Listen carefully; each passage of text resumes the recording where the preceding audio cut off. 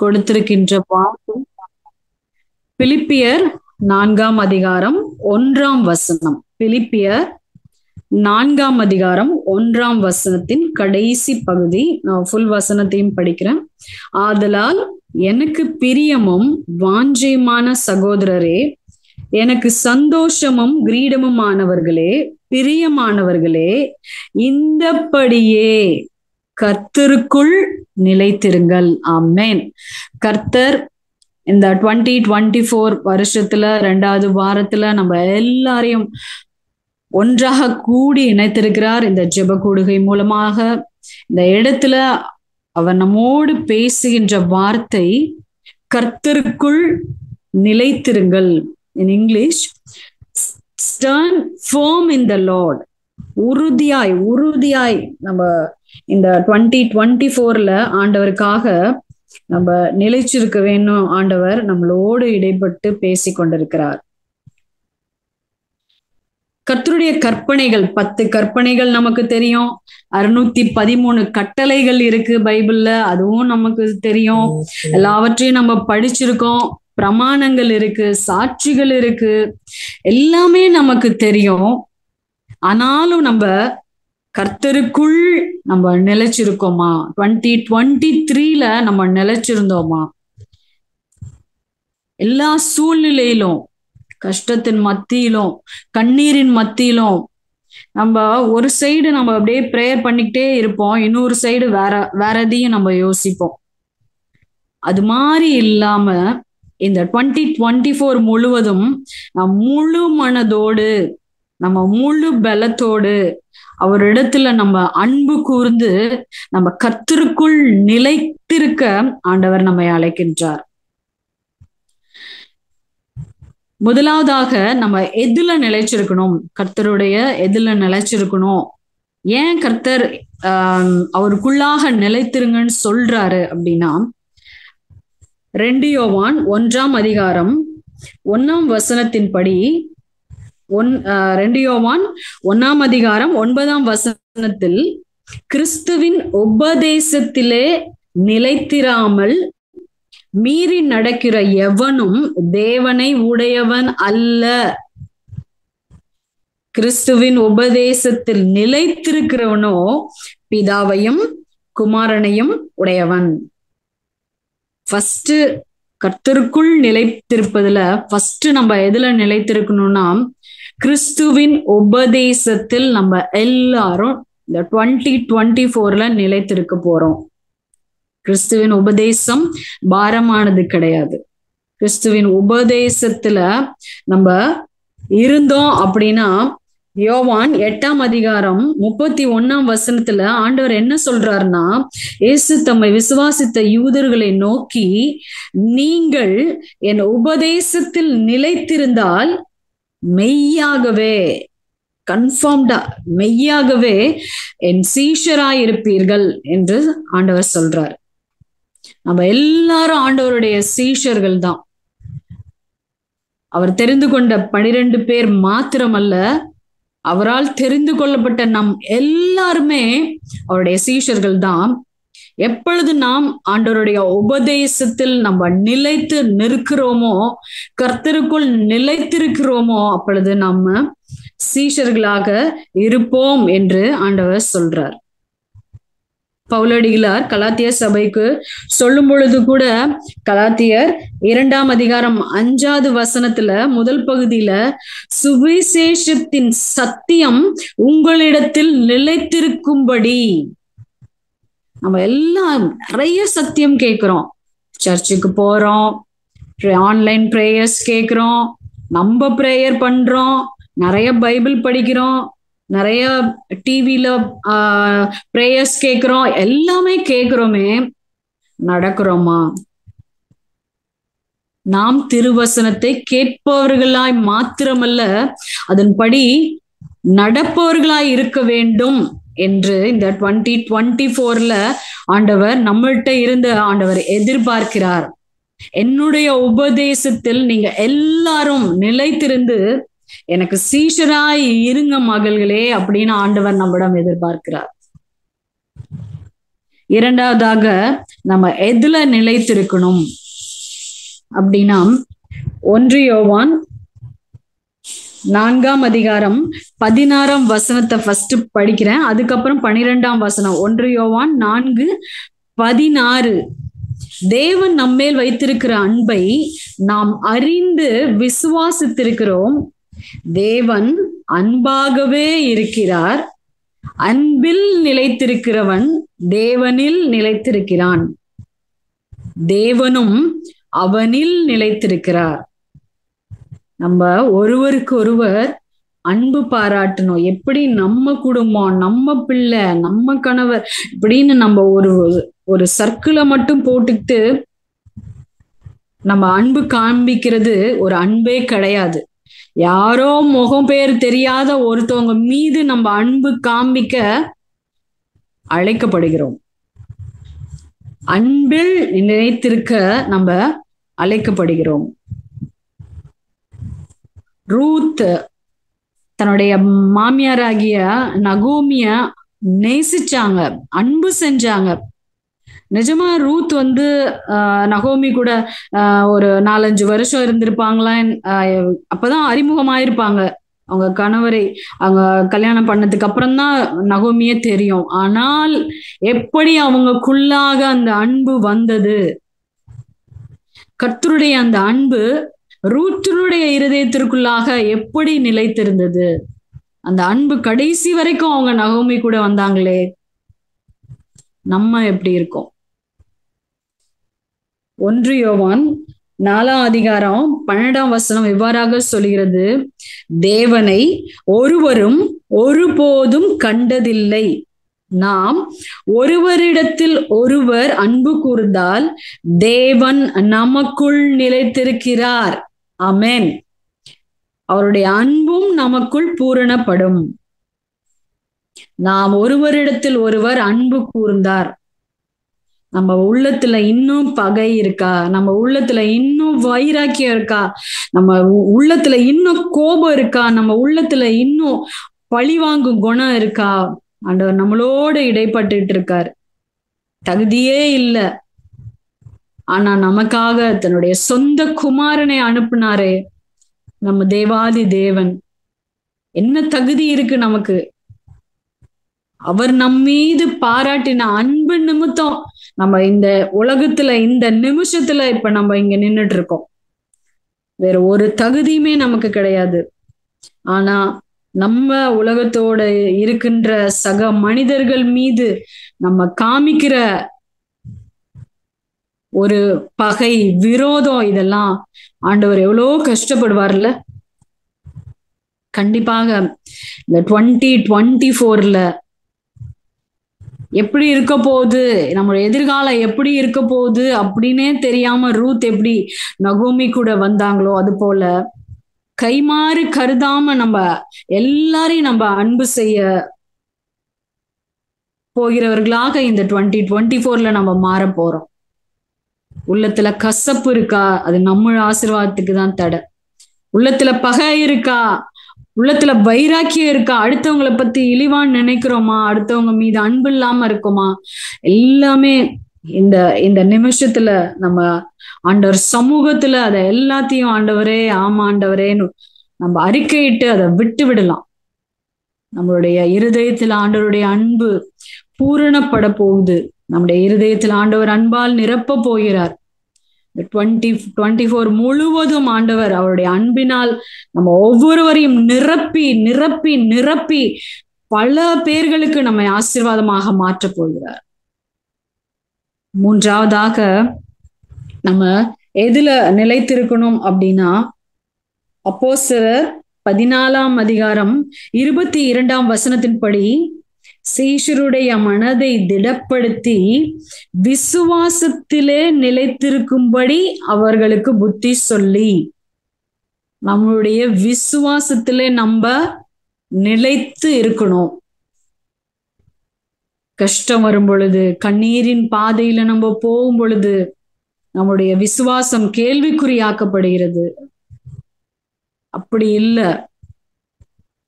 தலையில இருக்கிற ஒரு மயிறு கூட கீழே விழாது அவருடைய சித்தம் இல்லாம.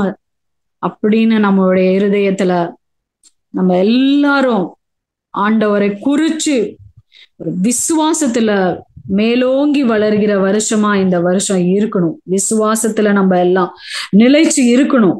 ஆண்டவர் அதை நம்மிடம் விரும்புகிறார். ஆபிரகாம் நம்மளுடைய விசுவாச தந்தை.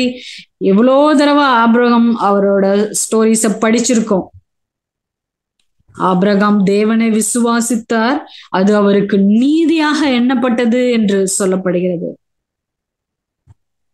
வாக்குத்தத்தம் செய்தவர் உண்மையுள்ளவர். விசுவாசிப்போம். நம்ம எல்லாருக்கும் 2024 ஆண்டவர் தனிப்பட்ட முறையில வாக்குத்தத்தம் கொடுத்திருப்பாரு, சபையில கொடுத்திருப்பாரு, ஐக்கிய சங்கங்கள்ல கொடுத்திருப்பாரு. விசுவாசிப்போம். ஆண்டவர் சொல்றாரு, மனுஷகுமாரன் வரும் பொழுது அவர் அன்பை காண்பேனோ, பொறுமையை காண்பேனோ, ஐக்கியத்தை காண்பேனோன்னு அப்படி சொல்லவே கிடையாது. அவர் சொல்றாரு விசுவாசத்தை காண்பேனோ அப்படின்னு சொல்றாரு. ஏன்னா விசுவாசிகளிடையே கூட அது குறைவுபட்டுக்கிட்டே போயிட்டு இருக்கு. ஆண்டவர் விரும்புவது ஒரு மலையளவு விசுவாசத்தை நம்மிடத்துல கிடையவே கிடையாது. அவர் நம்மிடத்தில் விரும்புவது கடுகளவு விசுவாசம் இருந்தா போதும் தான் ஆண்டவர் நம்மிடம் விரும்புகிறார். யோவான் 3ஆம் அதிகாரம் 36ஆம் வசனம் வராக சொல்லுகிறது, குமாரனிடத்தில் விசுவாசமாய் இருக்கிறவன் நித்திய ஜீவனை உடையவனாய் இருக்கிறான். குமாரனை விசுவாசியாதவனோ ஜீவனை காண்பதில்லை. தேவனுடைய கோபம் அவன் மேல் நிலை நிற்கும். விசுவாசம் இல்ல அப்படின்னா தேவனுடைய கோபம் நம் மீது நிலை நிற்க ஏதுவாயிரும். நம்ம எந்த சூழ்நிலையிலும், சந்தோஷமா இருந்தாலும் துக்கமா இருந்தாலும், நம்ம தாழ்த்தப்பட்டாலும் நம்ம உயர்த்தப்பட்டாலும், நம்ம வெக்கப்பட்டாலும் நம்ம வேதனைப்பட்டாலும், நம்ம பலவீனப்பட்டாலும் நம்ம சோர்வா இருந்தாலும், கர்த்தருடைய வார்த்தை இருக்கு, கர்த்தருடைய வசனம் இருக்கு. நம்ம விசுவாசிப்போம். ஆபிரகாம் விசுவாசித்தது போல கர்த்தருடைய பிள்ளைகளாகி நம்ம ஒவ்வொருவரும் விசுவாசத்தில் நிலைத்திருக்க அழைக்கப்படுகிறோம்.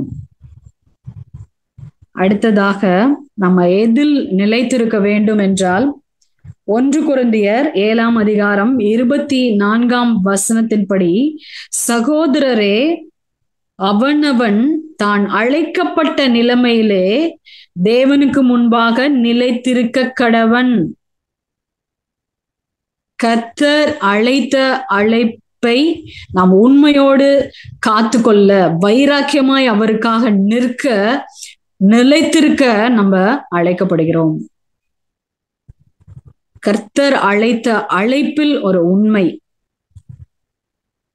யோசேப்பை ஆண்டவர் தெரிந்து கொண்டார். யோசேப்பு காலத்துல பிரமாணம் கிடையாது, கட்டளை கிடையாது, கற்பனை கிடையாது, ஒண்ணுமே கிடையாது. ஆனா எப்படி யோசேப்பு அவருடைய அழைப்பு என்னது? அவருடைய அழைப்பு பரிசுத்தம். நான் பரிசுத்தமா இருக்கணும், நான் எப்படி தேவனுக்கு முன்பாக நான் பொல்லாங்கு செய்வேன் அப்படின்னு அவர் பரிசுத்தத்தை காத்து கொண்டார். அவருடைய அழைப்பு அவரை எங்க கொண்டு போய் நிறுத்துச்சு? இந்த எகிப்து தேசத்தினுடைய கவர்னர். நம்ம எல்லாருக்கும் ஆண்டவர் நம்மளை எல்லாரையும் அழைத்திருக்கிறார். உன்னை பெயர் சொல்லி அழைத்து அறிந்திருக்கிறேன் நம்ம ஆண்டவர் சொல்லியிருக்கார். நம்ம அழைக்கப்பட்ட நிலைமையில நம்ம என்ன பண்ணுமா, தேவனுக்கு முன்பாக, அழைக்கப்பட்ட நிலைமையில தேவனுக்கு முன்பாக நிலைத்திருக்கணும் அப்படின்னு இந்த 2024 ஆண்டவர் நம்மளோடு இடைப்படுறார். நமக்கென்று ஊழியத்தை கொடுத்திருக்கிறார், நிலைத்திருப்போம். நமக்கென்று உலக பிரகாரமாக வேலைகளை கொடுத்திருக்கிறார், நிலைத்திருப்போம், உண்மையா இருப்போம், வைராக்கியமா எல்லா சூழ்நிலையிலும் ஆண்டவருக்காக நிலைத்திருப்போம். மனுஷரை பிரியப்படுத்துகிறவர்களாக வாழ்ந்தது போதும், ஆண்டவரை பிரியப்படுத்துகிறவர்களாக நம்ம வாழலாம். ஆண்டவருக்கென்று ஒரே ஒரு வாழ்க்கை நம்ம ஆண்டவர் நமக்கு கொடுத்திருக்கின்றார். அந்த வாழ்க்கையில ஆண்டவர் அழைத்த அழைப்புல நம்ம நிலைத்திருக்கும்படி நம்ம அழைக்கப்படுகிறோம். ஏன் நம்ம கர்த்தருக்குள் நிலைத்திருக்கணும்? ஏன் நம்ம கர்த்தருடைய உபதேசத்தில் நிலைத்திருக்கணும்? ஏன் நம்ம அன்புல நிலைத்திருக்கணும்? ஏன் நம்ம விசுவாசத்துல நிலைத்திருக்கணும்? ஏன் நம்ம அழைக்கப்பட்ட அழைப்புல நிலைத்திருக்கணும் அப்படின்னா, 1 யோவான் 2ஆம் அதிகாரம் 28ஆம் வசனம் இவ்வாறாக சொல்கிறது, இப்படி இருக்க பிள்ளைகளே, அவர் வெளிப்படும் போது நாம் அவர் வருகையில் அவருக்கு முன்பாக வெட்கப்பட்டு போகாமல் தைரியம் உள்ளவர்களா இருக்கும்படிக்கு அவரில் நிலைத்திருங்கள். நம்ம என்ன பண்ணணுமா? நம்ம கண்டிப்பா அவரில் நிலைத்திருக்கணும். ஏன்? அவர் வரப்போறாரு, சீக்கிரமாய் வரப்போறாரு. அவர் வருகையில நம்ம அவரை நோக்கி நம்ம ஓட போறோமா? ஓடி போய் அவரை அப்பா அப்படின்னு நம்ம கட்டி தழுவி அவருடைய காயங்கள்லாம் நம்ம பார்க்க போறோமா? அவருடைய முகத்தை நம்ம தேட போறோமா? சந்தோஷப்பட போறோமா? இல்ல அவருக்கு முன்பாக வரும் பொழுது நம்ம வெட்கப்பட்டு நம்ம ஒளிஞ்சிக்க போறோமா? அப்படிப்பட்ட சூழ்நிலைக்குள்ளாக நம்ம கடந்து போகக்கூடாது. தகப்பன் நம்ம ஒவ்வொருவரோடு இந்த வார்த்தைகள் மூலமாக பேசி கொண்டிருக்கிறார். நம்ம கர்த்தருக்குள் நம்ம நிலைத்திருக்க போகிறோம். ஏன்? ஆண்டவருடைய வருகையில அவர் வெளிப்படும் பொழுது அவருக்கு முன்பாக ஒருவரும் நம்ம வெட்கப்பட்டு போக கூடாது. தைரியமா அப்பாவை நோக்கி நம்ம ஓடணும். அப்பாவுடைய கரங்களை பிடிச்சுக்கணும். அவர் காலில் விழணும். அவருடைய பாதத்தை முத்தம் செய்யணும். அதற்காக நம்ம கர்த்தருக்குள் நிலைத்திருக்க அழைக்கப்படுகிறோம். இப்படியெல்லாம் நம்ம கர்த்தருக்குள்ளாக நம்ம நிலைச்சிருந்தோம்னா ஆண்டவர் ஒரு ஸ்பெஷல் பிளெஸ்ஸிங்கை நமக்கு கொடுக்குறாரு. யோவான் 15ஆம் அதிகாரம் 7ஆம் வசனம், நம்ம எல்லாருக்கும் தெரிஞ்ச வசனம் தான். யோவான் 15ஆம் அதிகாரம் 7ஆம் வசனம், நீங்கள் என்னிலும் என் வார்த்தைகள் உங்களிலும் நிலைத்திருந்தால் நீங்கள் கேட்டுக்கொள்வது எதுவோ அது உங்களுக்கு செய்யப்படும். ஆமென். நீங்க எனக்குள்ளாக நிலைச்சிருக்கணும் மகளே. நீ என்னுடைய உபதேசத்துல நிலைச்சிருக்கணும். என்னுடைய அன்புல நீங்க நிலைச்சிருக்கணும். என் மீது இருக்கிற விசுவாசத்துல நீங்க நிலைச்சிருக்கணும். உங்களுக்குன்னு நான் அழைச்சிருக்கிற அழைப்புல நிலைச்சிருக்கணும் மகளே. நீங்க நிலைச்சிருந்தீங்கன்னா, நீங்க என்னில நிலைச்சிருந்தீங்கன்னா என் வார்த்தைகள் உங்களில நிலைச்சிருக்கும். அப்ப நீங்க என்னெல்லாம் கேட்டுக்கொள்றீங்களோ அது உங்களுக்கு செய்யப்படும். இந்த 2024 வருஷம் முழுவதும் ஆண்டவர் நம்மளுடைய ஒரு சிறு சிறு விருப்பங்களையும் நிறைவேற்ற வல்லவராய் இருக்கிறார். ஆனா கண்டிஷன், நம்ம நிலைச்சிருக்கணும். எந்த ஒரு ஆசீர்வாதத்திற்கு முன்பாகவும் ஆண்டவர் ஒரு கண்டிஷனா வைப்பாரு. கண்டிப்பாய் அவர் நம்மளுடைய எண்ணங்கள், ஏக்கங்கள், நம்முடைய விருப்பங்கள் எல்லாவற்றும் அறிந்தவராய் இருக்கிறாரு. நம்ம பல காலமா ஏதாவது ஒரு விஷயத்துக்காக காத்திருக்கிறோமா? ஆண்டவர் அறிவார். என் உள்ளந்திரியங்கள் எல்லாம் அவர் அறிவார். ஒவ்வொருத்தருடைய இருதயத்தின் நினைவுகள் எல்லாவற்றையும் அறிவார். எல்லாவற்றையும் அறிந்தவராய் இருக்கிறார். இந்த 2024 ஆண்டவர் அவைகள் அத்தனையும் நமக்கு கொடுக்க அவர் ரெடியா இருக்காரு. நம்ம அவருக்குள்ளாக நிலைத்திருந்து பெற்றுக்கொள்ள நம்ம ரெடியா இருக்கோமா? ஒரு விஷயம் நம்ம ஆராய்ந்து பார்ப்போம். இத கிரேக்க மொழிபெயர்ப்புல இந்த யோவான் 15:7ஆம் வசனம் எவ்வாறாக சொல்லப்பட்டிருக்குது என்றால், நீங்கள் விரும்புகிறது எதுவோ அது உங்களுக்கு செய்யப்படும் அப்படின்னு சொல்லப்பட்டிருக்கு. விரும்புகிறது, கேட்பது, விரும்புவது எல்லாவற்றையும் தருவதற்கு நம் தேவன் அவளா இருக்கிறார். ஆனா ஒன்னே ஒண்ணுதான் எதிர்பார்க்கிறாரு. எனக்குள்ளாக, என்னுடைய உபதேசத்துக்குள்ளாக, நான் உனக்கு காண்பித்த என்னுடைய அன்புக்குள்ளாக, என் மீது உள்ள விசுவாசத்துக்குள்ளாக, உனக்காக நான் தெரிந்து கொண்டு வைத்திருக்கின்ற அழைப்புக்குள்ளாக நிறைத்திருப்பாயா மகளே என்று நம் ஒவ்வொருவரையும் பார்த்து கேட்கிறார். ஆண்டவர் கரம் நீட்டி நம்ம ஒவ்வொருவரையும் அழைக்கிறார். எனக்குள்ளாக நிலைத்திருங்கள். இந்த வருஷம் மிகுந்த ஆசீர்வாதமான வருஷமாக ஆண்டவர் இந்த வருஷம் முழுவதையும் நம்முடைய பாதைகள் முழுவதையும் நெய்யாய் பொழிய பண்ண போகிறார். நாம் கர்த்தருக்குள் நிலைத்திருப்போம் என்று நாம் எல்லாரும் நம்மளுடைய இருதயத்துல நம்ம உறுதி எடுப்போம். எந்த சூழ்நிலை வந்தாலும், எந்த ஏச்சுகள் வந்தாலும், எந்த பேச்சுகள் வந்தாலும், எந்த அவமானங்கள் வந்தாலும், எந்த இழிவுகள் வந்தாலும் ஆண்டவருக்குள்ளாக நம்ம நிலைத்திருக்க அழைக்கப்படுகிறோம். ஆண்டவர் தாமே இந்த சிறு தியானத்தை ஆசீர்வதிப்பாராக. ஆமேன், ஆமேன், ஆமேன். அன்பின் பரலோக தகப்பனே, உம்மை துதிக்கிறோம், உம்மை ஸ்தோத்திரிக்கிறோம் அப்பா. தகப்பனே, பிலிப்பியர் 4:1 கர்த்தருக்குள் நிலைத்திருங்கள் என்று நீர் எங்களோடு பேசினீரப்பா. தகப்பனே, எங்கள் ஒவ்வொருவருக்கும் தகப்பனே ஆவியானவரே, நீர் அப்படிப்பட்ட கிருபைகளை எங்களுக்கு தாங்க ஏசப்பா. இந்த சத்தியத்தை கேட்ட இந்த நாளிலிருந்து இந்த வருஷம் முழுவதும் தகப்பனே, உமக்குள்ளாக ஒவ்வொரு நாளும், ஒவ்வொரு மணித்துளியும், ஒவ்வொரு நிமிடமும், ஒவ்வொரு நொடியும் தகப்பனே நாங்கள் நிலைத்திருக்க, உமக்குள்ளாக நிலைத்திருக்க தகப்பனே நீங்க கிருபை பாராட்டுங்கப்பா, தயவு பாராட்டுங்க. எங்களை ஒப்பு கொடுத்து ஜெபிக்கிறோம் அப்பா, எங்களை ஒப்பு கொடுத்து ஜெபிக்கிறோம் அப்பா. தகப்பனே ஆவியானவரே, எங்கள் ஒவ்வொருவரையும் பலப்படுத்துங்கப்பா. ஆவியானவரே, எங்களுக்கு அப்படிப்பட்ட கிருபைகளை தாங்க ஏசப்பா. கர்த்தருக்குள்ளாக எப்பொழுதும் அவருடைய உபதேசத்தில், அவருடைய அன்பில், அவரை பற்றிய விசுவாசத்தில், எங்களுடைய அழைப்பில் நாங்கள் நிலைத்திருக்க தகப்பனே உமக்கு முன்பாக அவருடைய வருகையில நாங்க யாரும் வெட்கப்பட்டு தைரியம் இல்லாதவர்களாக நாங்க ஓடி போக கூடாதப்பா. தகப்பனே, நாங்கள் உமக்கு முன்பாக நாங்கள் சந்தோஷத்தோடு வந்து தகப்பனே உண்மை நாங்க பார்க்கக்கூடியவர்களாக எங்கள் ஒவ்வொருவரையும் நீங்க எடுத்து பயன்படுத்துங்கப்பா. தாழ்த்தி ஒப்பு கொடுத்து ஜெபிக்கிறோம் அப்பா. உங்களுடைய கிருபையை தாங்க ஏசப்பா. ஏசு கிறிஸ்துவின் நாமத்தில் ஜெபத்தை ஏறெடுக்கிறேன், எங்கள் ஜீவனுள்ள நல்ல பிதாவே. ஆமேன், ஆமேன், ஆமேன். கர்த்தர் தாமே இந்த வசனங்களை ஆசீர்வதிப்பாராக.